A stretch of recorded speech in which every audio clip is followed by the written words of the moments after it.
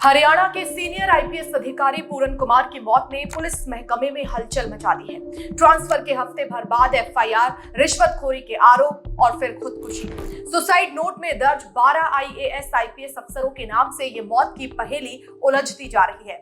Y Puran Kumar 2001 batch के Haryana cadre के IPS अफसर थे। वाई पूरन कुमार 7 अक्टूबर की सुबह तक सुनारिया पुलिस ट्रेनिंग सेंटर के हेड थे। इस पुलिस ट्रेनिंग सेंटर में महज हफ्ता भर पहले 19 सितंबर को वाई पूरन कुमार का ट्रांसफर किया गया था। पुलिस सर्किल में पुलिस ट्रेनिंग सेंटर में ट्रांसफर को अमूमन एक पनिशमेंट पोस्ट यानी कि सजा दी जाने वाली पोस्टिंग माना जाता है। 29 सितंबर से पहले पूरन कुमार रोहतक रेंज के आईजीपी यानी इंस्पेक्टर जनरल ऑफ पुलिस हुआ करते थे, लेकिन अचानक 29 सितंबर को इस फील्ड ड्यूटी से हटाकर उन्हें पुलिस ट्रेनिंग सेंटर भेज दिया गया। अमनीत पी कुमार हरियाणा कैडर की आईएएस अफसर है। अमनीत फिलहाल मुख्यमंत्री के दफ्तर में विदेशी डेस्क की हेड है। अमनीत की एक और पहचान भी है, वे आईपीएस वाई पूरन कुमार की पत्नी है।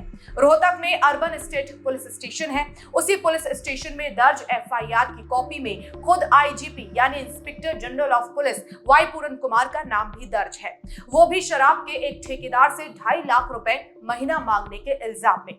6 अक्टूबर को यह एफआईआर दर्ज हुई थी। एफआईआर दर्ज होते ही बीते 5 सालों से वाई पूरन कुमार के साथ काम करने वाले हेड कांस्टेबल सुशील कुमार को रिश्वतखोरी के मामले में गिरफ्तार कर लिया गया। गिरफ्तारी के बाद हेड कांस्टेबल सुशील कुमार को न्यायिक हिरासत में जेल भेज दिया गया है। चंडीगढ़ के सेक्टर 11 में मौजूद है कोठी नंबर 116, जो वाई पूरन कुमार का घर है। आईपीएस वाई पूरन कुमार उसी घर में अपनी आईएएस पत्नी अमनीत पी कुमार और एक बेटी के साथ रहते थे। उनकी दूसरी बेटी अमेरिका में पढ़ाई कर रही है। रोहतक में एफआईआर दर्ज होने के अगले ही दिन दोपहर करीब 1:30 बजे पुलिस कंट्रोल रूम को एक फोन जाता है। कंट्रोल रूम को बताया गया कि कोठी नंबर 116 में गोली चलने की आवाज सुनाई दी है। अब चूंकि ये कोठी एक आईजीपी की थी, लिहाजा फौरन पुलिस की टीम मौके पर पहुंची। इस कोठी के बेसमेंट में सोफे पर खून से लथपथ एक लाश पड़ी थी। लाश के बराबर में एक पिस्टल थी, साथ ही 9 पन्नों का एक नोट भी था। लाश आईपीएस अफसर वाई पूरन कुमार की थी। पहली नजर में ही साफ हो गया था कि वाई पूरन कुमार ने अपनी ही सर्विस रिवॉल्वर से अपने सिर के दाहिने हिस्से में गोली मार ली थी। हालांकि बाद में एम्बुलेंस के जरिए पूरन कुमार की लाश चंडीगढ़ के सेक्टर 16 में मौजूद अस्पताल ले जाई गई। जिस वक्त यह वारदात हुई तब घर में सिर्फ 2 घरेलू नौकर मौजूद थे। वाई पूरन कुमार की बेटी मार्केट गई हुई थी, जबकि उनकी आईएएस पत्नी हरियाणा के मुख्यमंत्री के साथ एक डेलीगेशन के सदस्य के तौर पर जापान गई हुई थी। बुधवार को अमनीत कुमार जापान से चंडीगढ़ पहुंची, जिसके बाद ही वाई पूरन कुमार की लाश का पोस्टमार्टम हुआ। शुरुआती तफ्तीश के मुताबिक मामला खुदकुशी का है। वाई पूरन कुमार ने अपने ही सर्विस रिवॉल्वर से खुद को गोली मारकर अपनी जान दे दी। सूत्रों के मुताबिक खुदकुशी से पहले पूरन कुमार ने 8 पन्नों का एक सुसाइड नोट लिखा, जबकि 9वें पन्ने में अपनी वसीयत लिखी। वसीयत में उन्होंने अपनी सारी प्रॉपर्टी अपनी पत्नी के नाम लिखी है। सूत्रों का यह भी कहना है कि खुदकुशी से पहले उन्होंने सुसाइड नोट की कॉपी व्हाट्सएप के जरिए अपनी पत्नी और अपने कुछ आला पुलिस अफसर को भेजी थी। सुसाइड नोट मिलते ही जापान से उनकी पत्नी अमनीत पी कुमार ने फौरन पूरन कुमार को फोन किया, लेकिन पूरन कुमार ने फोन नहीं उठाया। इसके बाद अमनीत ने अपनी बेटी को फोन मिलाया, तब बेटी ने बताया कि वो घर के बाहर मार्केट में है। इसके बाद बेटी ने पूरन कुमार को फोन मिलाया, फोन तब भी नहीं उठा। तब बेटी बदहवास हालत में घर पहुंची। घर पहुंचने पर दोनों घरेलू नौकरों ने बताया कि पूरन कुमार घर के बेसमेंट के थिएटर रूम में गए हैं। जाने से पहले उन्होंने ये हिदायत दी थी कि वो कुछ जरूरी काम कर रहे हैं, इसलिए उन्हें कोई डिस्टर्ब ना करे। पूरन कुमार सुबह करीब 11:30 बजे थिएटर रूम में गए थे। थिएटर रूम पूरी तरह साउंड प्रूफ है। घर पहुंचते ही पूरन कुमार की बेटी दोनों घरेलू नौकरों के साथ जब बेसमेंट में थिएटर रूम में पहुंची तो पाया कि उनकी लाश सोफे पर पड़ी है। इसके बाद पुलिस को खबर दी गई। आईपीएस वाई पूरन कुमार की मौत पर सवाल। अब सवाल यह है कि पूरन कुमार ने खुदकुशी क्यों की? 8 पन्नों की सुसाइड नोट में ऐसा क्या लिखा है? हफ्ता भर पहले उनका ट्रांसफर पुलिस ट्रेनिंग सेंटर में क्यों किया गया? रोहतक के अर्बन स्टेट पुलिस स्टेशन में दर्ज एफआईआर से उनकी मौत का क्या कनेक्शन है?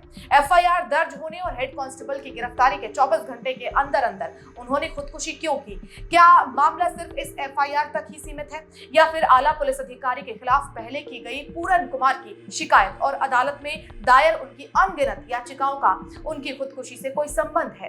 हालांकि सुसाइड नोट की कॉपी सामने नहीं आई है, लेकिन सूत्रों के मुताबिक इस सुसाइड नोट में पूरन कुमार ने एक मौजूदा सीनियर आईपीएस अफसर और एक रिटायर्ड सीनियर आईपीएस अफसर समेत कुल 12 आईपीएस और आईएएस अफसरों के नाम लिखे हैं।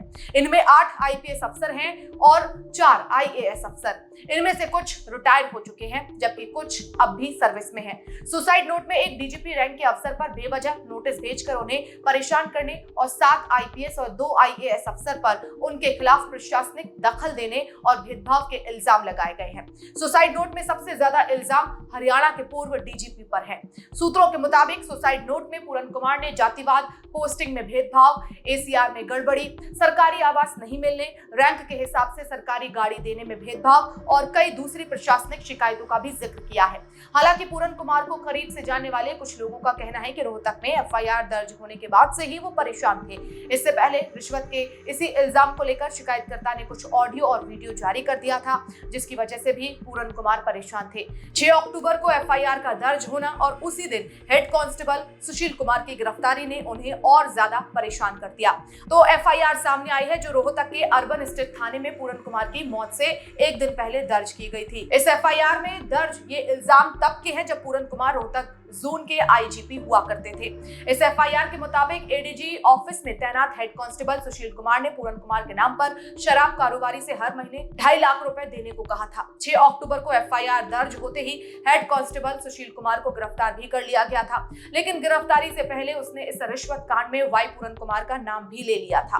कायदे से सुशील कुमार के बाद बहुत मुमकिन है कि पूरन कुमार भी गिरफ्तार हो सकते थे। सवाल यह भी है कि एफआईआर में दर्ज इल्जाम कितना सच है और सवाल यह भी है कि क्या इस एफआईआर के जरिए वाई पूरन कुमार को सचमुच बदनाम करने की साजिश रची गई। इस बीच उस शराब कारोबारी का एक वीडियो भी सामने आया जिसकी शिकायत पर ही एफआईआर दर्ज हुई है। उस वीडियो में उसने खुलकर रिश्वत वाली बात बताई है।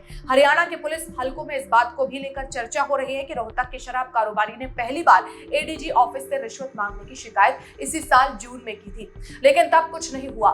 फिर अचानक 29 सितंबर को पूरन कुमार का रोहतक से पुलिस ट्रेनिंग सेंटर सुनारिया में ट्रांसफर कर दिया गया। ट्रांसफर के हफ्ता भर बाद ही अचानक पहले एफआईआर दर्ज होती है और फिर पूरन कुमार के करीबी हेड कांस्टेबल सुशील कुमार की गिरफ्तारी। सूत्रों के मुताबिक ये सारी चीजें कहीं ना कहीं किसी साजिश की तरफ इशारा करती हैं। वाई पूरन कुमार को पुलिस महकमे में जारी भेदभाव को लेकर हमेशा आवाज उठाने वाले एक पुलिस अफसर के तौर पर भी जाना जाता है।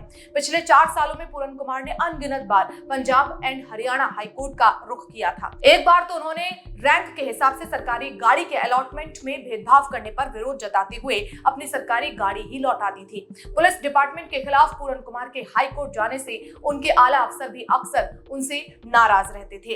अब जिस तरह से एक सीनियर आईपीएस अफसर की मौत हुई है, जाहिर है आने वाले दिनों में इसे लेकर बहुत सारे सवाल उठेंगे। एक बार वाई पूरन कुमार का पूरा सुसाइड नोट जैसे ही सामने आएगा, शायद सारी सच्चाई भी सामने आ जाए।